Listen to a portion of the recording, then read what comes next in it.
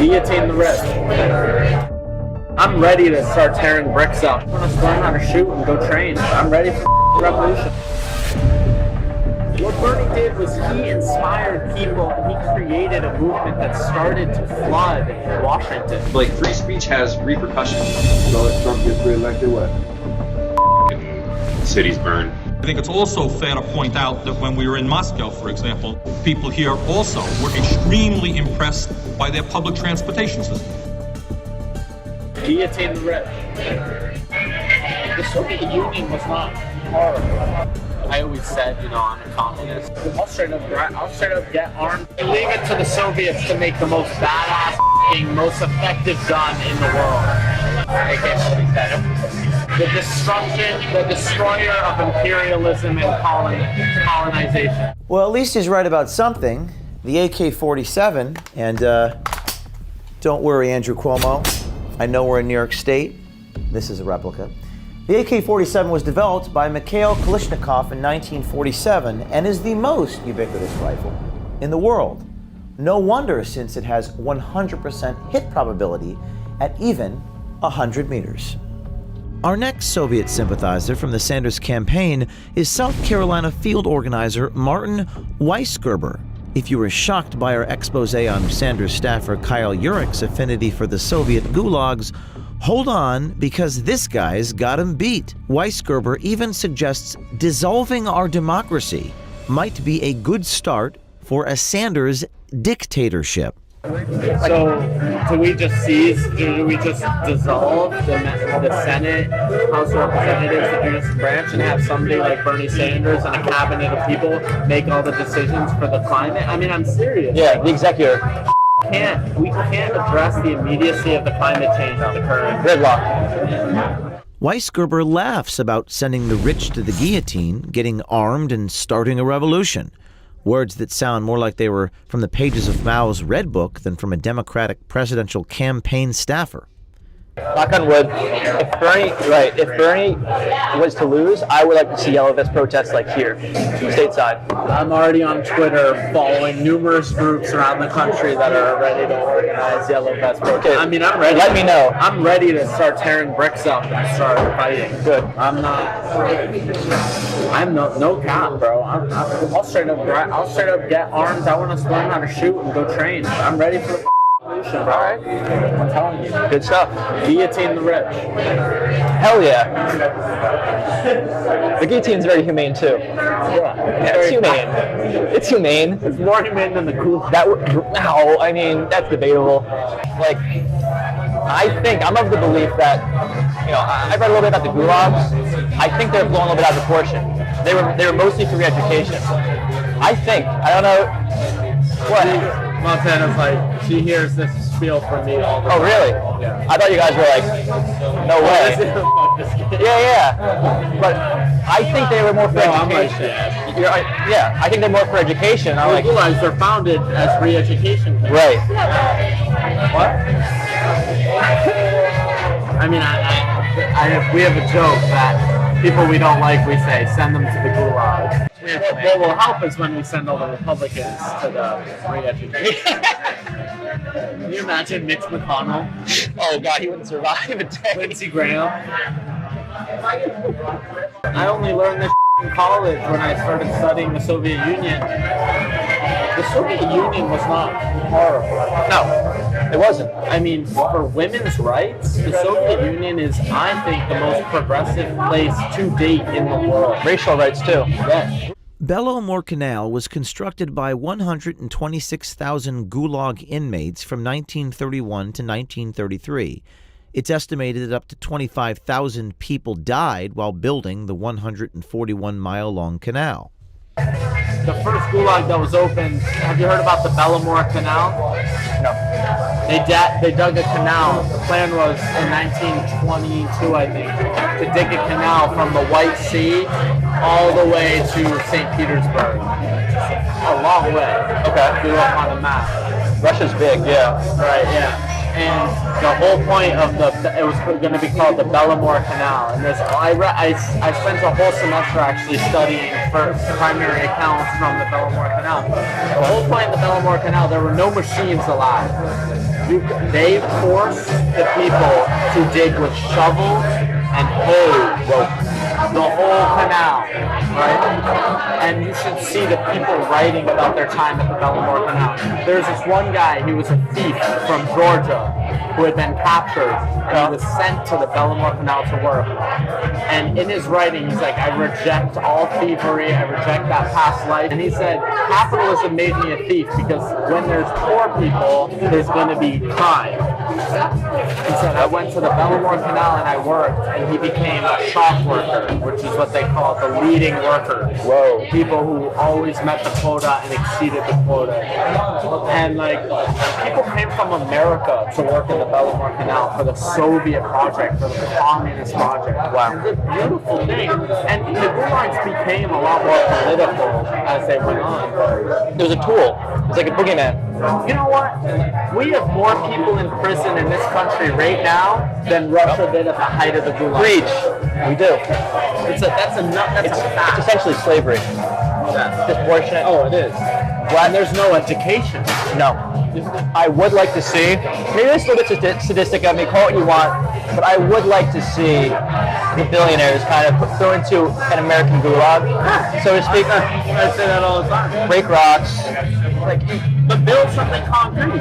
Let's force them to build roads, rebuild our roads, rebuild our dams, rebuild our bridges. Let's force them to do that. Sanders is center left for me.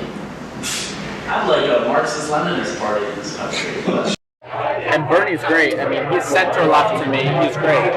He is the step in the right direction. That man is, I mean, it just fills me with so much joy what he's done. Like, he is, our children will be learning about this. I think so. I mean, he transformed this nation whether he wins or not. Yeah. Well, he is left, but I don't know if he's left enough. Like, that's my problem. I don't know what he's down to do. Let's say he does, like when he does get into office, because I think he will. I don't know what he's going to do. I don't know if he's going to be like, all right, we're going full on socialism. You know, you can call it democratic, whatever. I don't know what he's willing to do. Debate about what can he do, how much can he do. The thing is, the president, shockingly, and I think we've seen this with Donald Trump, can actually do a lot. Executive. People don't realize that. Executive orders in terms of the environment. He can pass a lot. That just is passed. Also, appointing people. Also, what Bernie did was he inspired people and he created a movement that started to flood Washington. Yeah. Democratic socialists are running all over. There's so many Democratic socialists running in 2020. Weisgerber, an avowed communist, says he also supports anarcho-syndicalism, a method for workers in a capitalist society to gain control of an economy. He claims his influence came from his parents and the teachings of Engels and Marx. I think I was radicalized from the first day I was born. Well, my dad is a Marxist. Straight up from Belgium. Oh, wow. Yeah, he took part in Paris 68 and all that. Okay. I remember you said in the office, you're talking about like Marxist-Leninist, and I agree with it, but I tried to say it. It's not super popular, I think. It's not yet. What? Sorry. Like being Marxist. Yeah, Marxist-affiliated lines. I've always been unapologetic about it. You know, when I was younger, I always said, you know, I'm a communist, but I was being, little I didn't really know what that meant. I just knew that in my house we had, Das Kapital and Engels and Marx and all that shit. Oh. In theory, I'm a communist that believes in direct democracy, direct communes on everything, pretty much anarcho-syndicalism. Nice. Unions, everything. But I don't know how effective that is in addressing climate change. Yeah, in a corporate, we live in a globalized system. Weisgerber says radicals in the Sanders campaign are on the rise. everywhere. So what Bernie's doing is, in the long run, he's flooding the offices with people that are like, oh wait, people like you and me that 4 years ago were like, this is impossible. Now we're like, oh shit. I mean, I'm even saying, with my level of radical, if this is where we are now, if this is where we came from 4 years ago to now, when there's openly socialist people leading in polls, Would never happen. what's going to be 4 years from now? His mom, who works for NPR's WBOR in Boston, is so far left she doesn't feel comfortable sharing her ideology with her own network.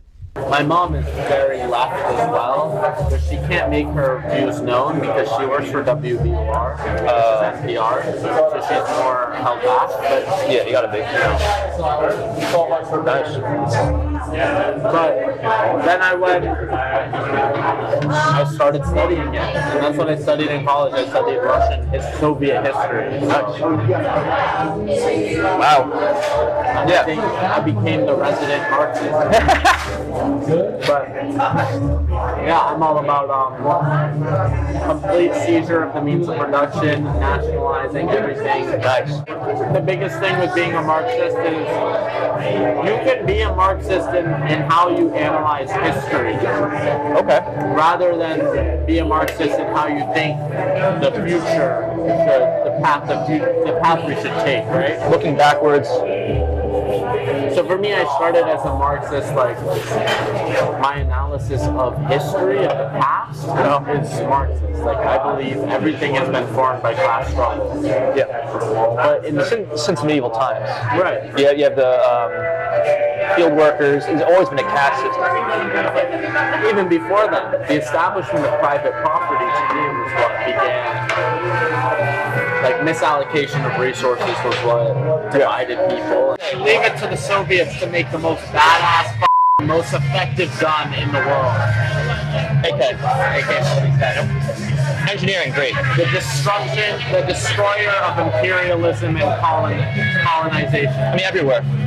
That's why I want to get it tattooed on me. Over the last 2 weeks, we've exposed two potentially violent extremists, or shall I say mainstreamists, inside the Bernie Sanders campaign.